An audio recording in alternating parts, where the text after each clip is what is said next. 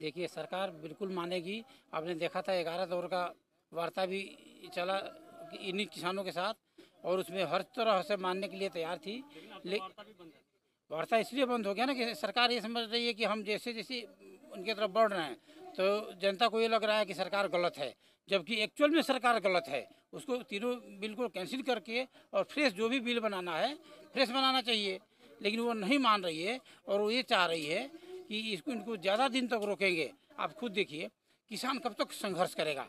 हमारे जैसे पेंशन पाते हैं, चाहे जो मजबूत किसान है वो तो डटा हुआ है, 6 महीना साल भर 2 साल डटेगा। लेकिन एक मजदूरी करने वाला है, एक छोटा किसान है, वो यहाँ रोड पर बैठा रहेगा तो उसके परिवार कैसे पलेंगे। तो इसका मतलब ये नहीं है कि हमारा संख्या कम हो रहा है, तो उससे क्या है कि हमारा आंदोलन कमज़ोर पड़ रहा है। जनता के अंदर रोष बढ़ता जा रहा है, और जनता इसका नतीजा चुनाव में दिखाएगी कि आपका आंदोलन का नतीजा ये है। जैसे कई जगह आपने देख लिया, उसका नतीजा सामने आया है। 2 दिन पहले हरियाणा के टोहाना में देखने को मिला था, एक विधायक का विरोध हो रहा था, तो विधायक जी उतर के किसानों को माँ बहन की गालियां देते, तो इसको आप किस प्रकार से देखते हैं? बहुत नहीं, बहुत गलत किया उन्होंने। उनका नतीजा उनको मिलेगा, उनका भी नतीजा उनको मिलेगा, और दोबारा वो विधायक नहीं बनेंगे। ये लास्ट चांस है उनका, उन्होंने बन लिया। नहीं, जब ये मामला हुआ था उसके बाद टोहाना में किसान संगठन के नेता हैं चलूनी जी, वो भी गए थे, बातचीत हुई थी। तो बातचीत में जो फैसला लिया गया था, तो उसमें भी किसानों में दो फाड़ देखने को मिली थी। फैसला लेने के बाद कुछ किसानों ने विरोध किया, वहाँ पे लाठीचार्ज में गिरफ्तारी हुई है। उसके बाद गुरुनाम सिंह चढ़ूनी वीडियो बयान जारी करते हैं कि जो लोग गिरफ्तार हुए हैं उनसे हमारा कोई लेना देना नहीं। यहाँ क्या किसानों में दो फाड़ नहीं, ऐसा बात नहीं है। देखिए, इसमें क्या है, कोई दो फाड़ नहीं है, किसानों में किसी तरह का दो फाड़ नहीं है। लेकिन ये तो ज़रूर है कि कहीं पर भी आप देखिएगा, जब ज़्यादा संख्या होती है तो वहाँ पर बहुमत लिया जाता है। सारे 40, मान लीजिए 40 संगठन है, 44 संगठन है, तो सभी एक बात तो नहीं बोलेंगे ना। सबका विचारधारा थोड़ा थोड़ा सा अंतर होता है, तो जो बहुमत होता है उसी को मान्य होता है। सरकार में भी सरकार कैसे बनती है, 100% पर तो नहीं बनती है ना। जो 50% से क्रॉस कर जाता है उसी को लिया जाता है, उस पर सरकार बनाई जाती है। तो यहाँ पर वही है, हम यहाँ पर सभी बैठे हैं, सबकी विचारधारा एक नहीं है, लेकिन ये जितना बैठे हैं उसमें 50% से ज़्यादा हो जाता है, वो मान लिया जाता है। 50% से ज़्यादा हो जाता है वो मान लिया जाता है, लेकिन उसके बाद जो विरोध होता है, किसान अरेस्ट हो जाते हैं, उसके बाद किसान नेता वीडियो बयान जारी करते हैं कि ये किसान थे ही नहीं, इनसे हमारा कोई लेना देना नहीं, ऐसी तो खैर उन्होंने नहीं दिया होगा, क्योंकि जो भी अरेस्ट हुए हैं उनके लिए हमेशा किसान नेता लड़े हैं, और छुड़वाने के लिए उन्होंने हड़ताल भी किया है और छुड़वाया भी है, बिना छुड़वाए। कल नाइट में गुरनाम सिंह चढ़ूनी के बयान आए। तो किसी पर इस पर लिए होंगे कि हो सकता है कि कोई ऐसे आदमी हो जो दूसरे विपक्ष का हो, बाकी इनको पता होगा, बताएंगे। हाँ जी, मेरे से ले सकते हैं इसके बारे में अपडेट। एक्चुअली ऐसा है, ये जो आंदोलन है, इस आंदोलन का हमारा जो सिस्टम है, इसमें हमारा पहला काम है कि इस आंदोलन को शांति प्रिय तरीके से चलाया जाएगा।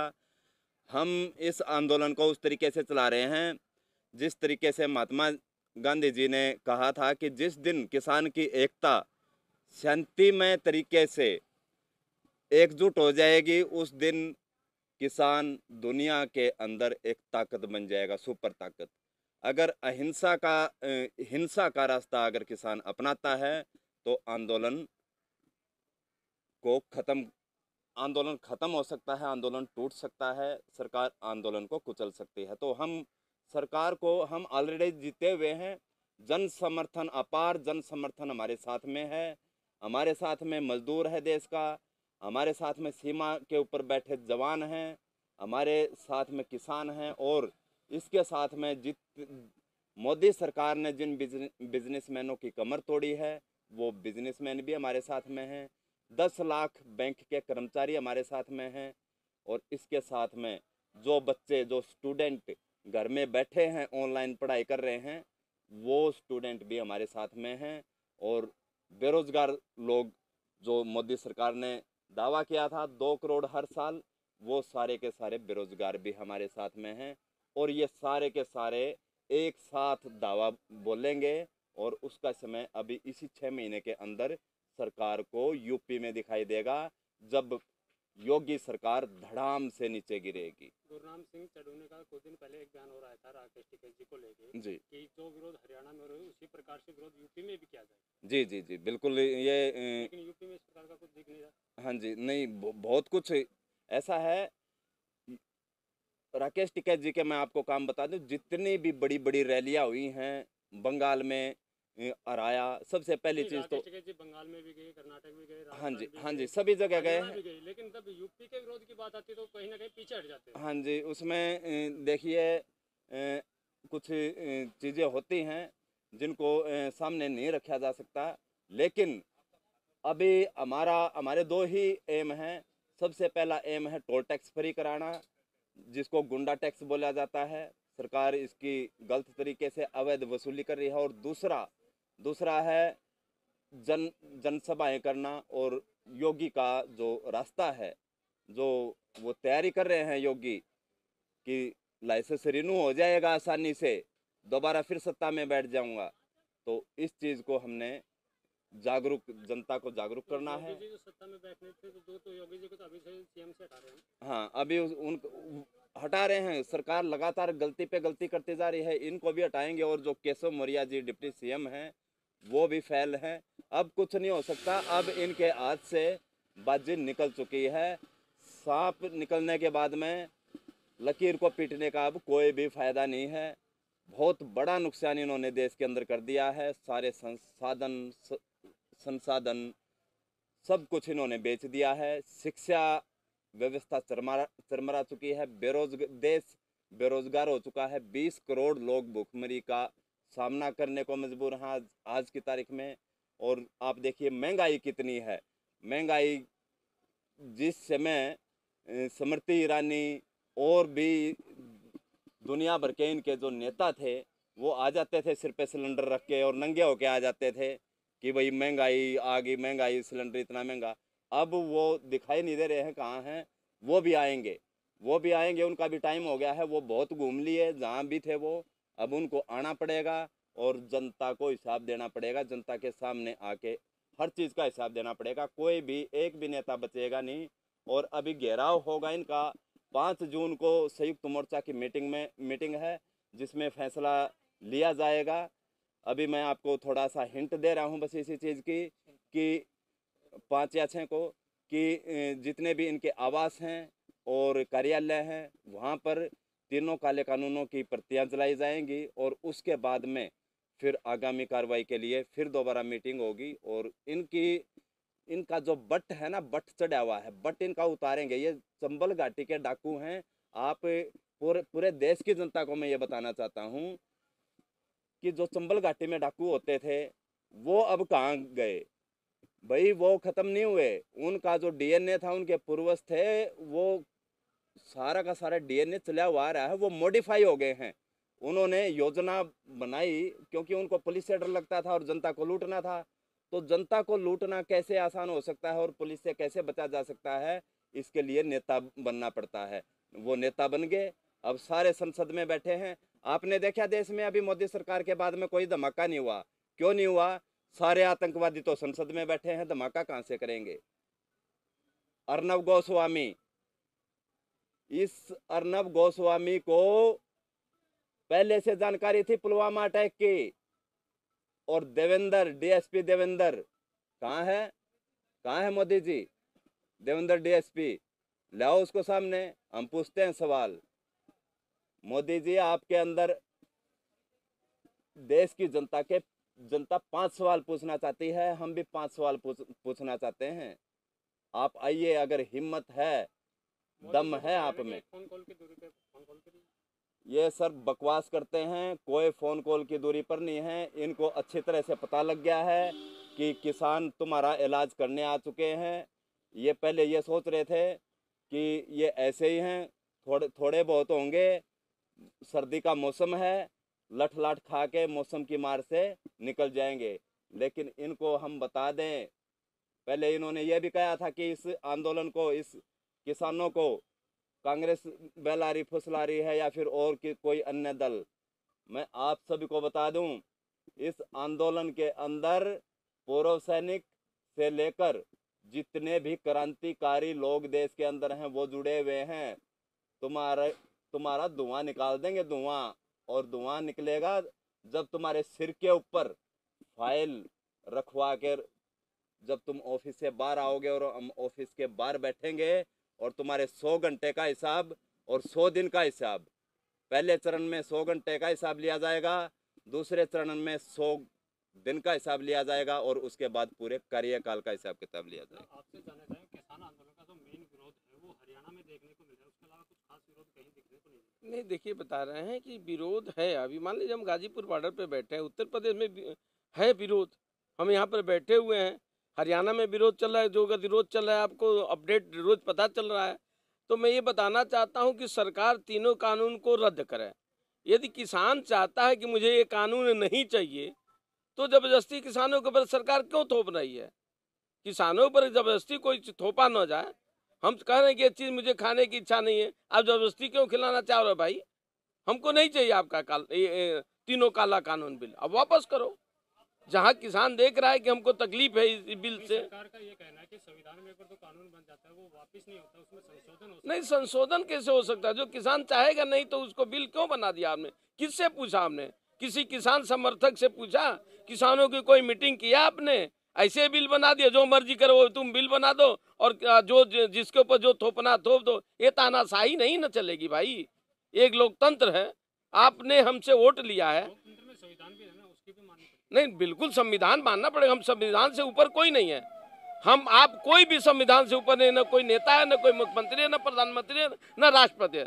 संविधान सबके लिए है, बट ये नहीं कि जबरदस्ती कोई चीज थोपा जाए, ये गलत है। संशोधन के लिए तैयार है। संशोधन क्या तैयार कर रहे हैं? ये संशोधन तैयार करते किसान लड़ रहा है कि नहीं हमको संशोधन नहीं चाहिए, हमको ये काला कानून वापस करो, एमएसपी के ऊपर कानून बनाओ। मानने को तैयार हाँ? संविधान को भी मानने को तैयार नहीं कौन?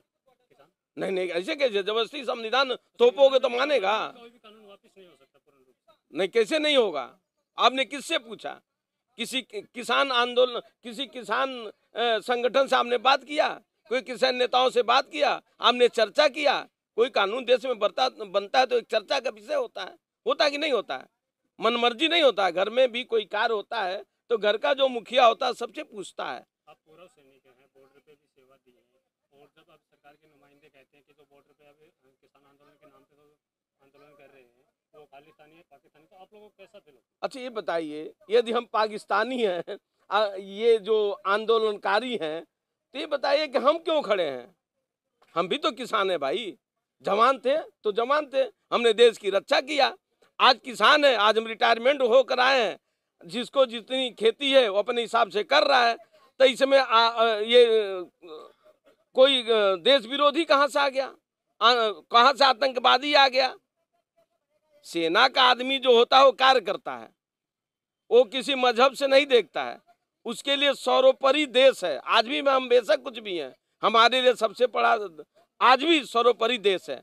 यदि हमारे देश को किसी भी तरह से खतरा होगा तो चाहे वो नेता हो चाहे कोई भी हो, हम छोड़ेंगे नहीं भैया। हमारा वही तो सवाल था, जब आप बॉर्डर पे थे तब तक आप जवान थे, अब किसानों की लड़ाई के लिए आप यहाँ आ गए तो आप खालिस्तानी हो गए, तो आपको कैसा फील नहीं देखिए, बता रहे हैं, ये जो सरकार ये कह रही है, जो कह रही है, टोटली हमारे ऊपर एलिगेशन लगा रही है, और सरकार का ये हक नहीं है कि इस तरह का एलिगेशन पूर्व सैनिकों के ऊपर लगाया जाए। मैं इस पूरे बात का, सरकार की बातों को खंडन करता हूँ। यदि ऐसा उनकी विचारधारा है तो ये गलत है।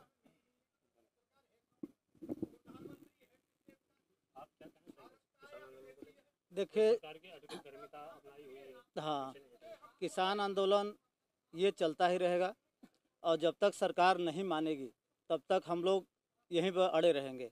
और किसान, हम लोग फौजी हैं, पहले किसान के बेटे हैं। किसान पहले थे, फौजी बाद में बने। अब फौज में जाने के बाद फिर भी हमें किसान नहीं खिलाया है। किसान की रोटियां सेना में भी जाती हैं, अनाज जाता है। किसान है तो सारा संसार है, सारा देश है।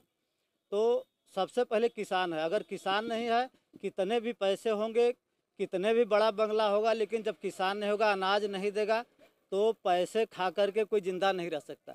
तो सबसे पहले किसान को प्रायोरिटी होनी चाहिए। किसान बुरी तरह परेशान है, गरीब हो चाहे अमीर हो, वो जितना लागत लगाता है उसका पैसा नहीं मिलता है। जितना खेती करता है उसके बराबरी में उसका मेहनत का पैसा नहीं मिलता है। मतलब किसान हर तरह से परेशान है, चाहे वो बाज़ार में जाए वहाँ भी बिचौलिया पड़ जाते हैं, चाहे वो आढ़त में जाए वहाँ भी तरीके से उसको भुगतान टाइम पर नहीं हो पाता है। और किसान कहीं भी जाता है तो मतलब एक तरह से उसको परेशानी का सामना करना ही पड़ता है। इसलिए हम लोग किसान के साथ हैं। किसान को जब तक उसका हक नहीं मिल जाएगा तब तक हम लोग किसान के साथ अड़े रहेंगे। और किसान के बेटे हैं हम लोग, और किसान के साथ जितने भी सैनिक हैं वो सब किसान के बेटे हैं, चाहे सैनिक हों और चाहे पुलिस वाले हों। तो हरियाणा में एक विधायक का किसानों के प्रति व्यवहार था 2 दिन पहले, तो देवेंद्र बल्ली का व्यवहार देखने को मिला, इसको आप किस प्रकार से देखते हैं? जय हिंद, वंदे मातरम। हरविंदर सिंह राणा, राष्ट्रीय प्रवक्ता वेटरन एसोसिएशन, पूर्व सैनिक संगठन ऑल इंडिया। जी देखिए, वो जो विधायक हैं वो जनता के वोट से बने हैं, लेकिन वो उसी जनता को माँ की बहन की गालियाँ देते हैं। ठीक है, पब्लिक है, आपका विरोध करने आई है तो आप प्यार से बात कर सकते हैं उनसे, लेकिन आप मारपीट करने पे उतारू हो रहे हैं। क्योंकि उनका आरोप है कि किसानों ने जान से मारने की कोशिश की है, गाड़ी को टक्कर मारी। देखिए, वो वीडियो वायरल हो रहे हैं, सब देख रहे हैं उसको। कहीं किसी ने जान से मारने की कोशिश नहीं की, सिर्फ किसान खड़े हुए विरोध कर रहे थे उनका। तब वो गाड़ी खिड़की खोल के गाड़ी की बाहर आते हैं, आके एग्रेसिव हो जाते हैं, किसानों को गालियां देते हैं। जब गालियां देते हैं तब पीछे से थोड़ा हल्ला होता है, तब वो वहाँ से पुलिस बीच में आ जाती है। अगर तुम इतने बड़े तानाशाह हो तो फिर क्यों पुलिस की सहायता लेते हो? अकेले घूमो ना आप, तब दे के दिखाओ आप गाली, हम मान जाएंगे आपको। तब आप दे के दिखाओ किसानों को गाली, माँ की और बहन की। या फिर अब अगली बार जब आप चुनाव में आएंगे तो आप विधायक के लिए विधायक के लिए आप चुनाव लड़ें और उस जनता के बीच में जाके दिखा दें। क्रम के बाद उन्होंने शाम को एक बयान जारी किया था, उन्होंने कहा था कि हमने किसानों के सारी बातें मानी, कि किसानों ने हमें कहा कहीं प्रोग्राम, सरकारी प्रोग्राम नहीं करोगे, हमने नहीं किया। जी, कहीं डेथ वगैरह होती हमारी रिलेटिव की तो हम वहाँ गोडे मोड़ने तक भी नहीं गए। जी। लेकिन अब ये बात बर्दाश्त नहीं होगी, गाड़ी पे हमला किया, गाड़ी के शीशे तोड़े गए, ये बर्दाश्त नहीं होगा। तो फिर अगले दिन क्यों नहीं आए हो? उन्होंने अगले दिन प्रोग्राम रखा हुआ था कि मैं कल फिर आऊँगा। किसान गए थे मिलने उससे, क्यों नहीं आया वो? अगर वो अपनी बात के पक्के थे तो अगले दिन भी आते। और रही बात जो कुछ नौजवान, देखो युवा है, जब ये यूथ मोदी मोदी, हर हर मोदी, घर घर मोदी चिल्ला रहा था हिंदुत्व का झंडा लिए हुए, तब आपको अच्छा लग रहा था। लेकिन आज अगर ये थोड़ा एग्रेसिव हो जाता है अपनी मांग को लेकर, वो भी किस लिए? वो और कोई नाजायज मांग मांगने नहीं गए थे। वो युवा जिनको उस दिन आप बोल रहे हो कि गुरनाम सिंह चढ़ूनी जी बोल रहे हैं कि ये हमारा हिस्सा नहीं है, वो युवा हैं। और वो युवा भी इसीलिए गए थे कि ताकि जो हमारे किसान अरेस्ट हुए हैं आप इनको छोड़ें। प्रशासन ने कहा था कि हम 5 तारीख को बात करेंगे, वो अड़े हुए थे कि 5 तारीख को बात क्यों करोगे, बात आज ही होनी चाहिए। सिर्फ ये मैटर था और कुछ मैटर नहीं था। और हम चाहे किसान संगठनों ने कुछ भी कहा हो, हम अपने उन भाइयों के साथ खड़े हैं। और रही बात, आप उत्तर प्रदेश की बात कर रहे थे कि उत्तर प्रदेश में विरोध नहीं नज़र आ रहा, तो मैं आपकी जानकारी के लिए बताना चाहूँगा, अभी ताज़ा वहाँ पे पंचायत चुनाव हुए हैं। तो जिला पंचायत जो चुनाव हुए हैं उनका आप रिजल्ट उठा के देख लीजिए। 325 सीट पाने वाली बीजेपी को वहाँ पे जिला पंचायत में कितनी सीटें मिली हैं। तो इसी से आपको समझ में आ जाएगा कि विरोध है, लेकिन अपने अलग तरह से है। जिस प्रकार से राकेश टिकैत जी कहते हैं कि हरियाणा में किसी भी नेता को नए दूसरे दिया जाए, और जब वही बात यूपी के उन्हीं के गृह जिले मुजफ्फरनगर की बात आती है तब भी वो पीछे हट जाते हैं कि यहाँ पे इस प्रकार से किसी भी नेता का कोई विरोध नहीं होगा। देखिए, क्योंकि इसमें मैं अगर कोई डिसीजन हमारे संगठन ने लिया होता तो मैं उसमें हम लोग ज़्यादा अच्छे से बोल सकते थे। उनका संगठन है, उन्होंने जो डिसीजन लिया था, फिर उन्होंने पहले विरोध का निर्णय आया था, लेकिन बाद में वो महामारी के दौरान दौरा करने आए थे मुख्यमंत्री जी महामारी के उसमें, तो इसलिए उन्होंने नैतिकता के लिए कोविड हॉस्पिटल का दौरा करने के लिए मुख्यमंत्री आए थे जी। तो राकेश टिकैत जी बढ़ चढ़ के भाग ले रहे थे। तो जी इस पे तो ज़्यादा अच्छा जवाब वही दे सकते हैं। हमारा संगठन है, क्योंकि हम इसमें, हमारा संगठन क्या है, किसानों के साथ है, हम इसका पार्ट हैं, हिस्सा हैं हम। लेकिन संयुक्त मोर्चा वहाँ से या जो उत्तर प्रदेश में जो भी किसान संगठन है तो वो ही निर्णय लेते हैं। लेकिन हम सैनिक हैं, हम जिसका विरोध करेंगे वो डंके की चोट पे करेंगे, चाहे वो मुख्यमंत्री हो, प्रधानमंत्री हो, कोई भी हो। और लास्ट में मैं ये चीज़ कहना चाहूँगा कि 6 साल इस देश में जवानों को, इस देश के सैनिकों को 6 साल से भी ऊपर हो गए, 1 महीना ऊपर हो गया जंतर मंतर पे 1 रैंक 1 पेंशन के लिए धरना देते हुए, लेकिन ना ही तो इस सरकार के कानों पे जूं रेंग रही है और ना ही गोदी मीडिया उसको दिखा रहा है। तो मैं आप लोगों से या जो और भी हमारे पत्रकार बंधु हैं उनसे कहूँगा कि अगर मौका मिलता है तो बीच बीच में जंतर मंतर पे जाके जो हमारे भाई वहाँ पे बैठे हुए हैं, जो हमारे सैनिक वहाँ पे बैठे हुए हैं, तो उनकी आवाज़ को भी बुलंद करने का काम करें। जय हिंद।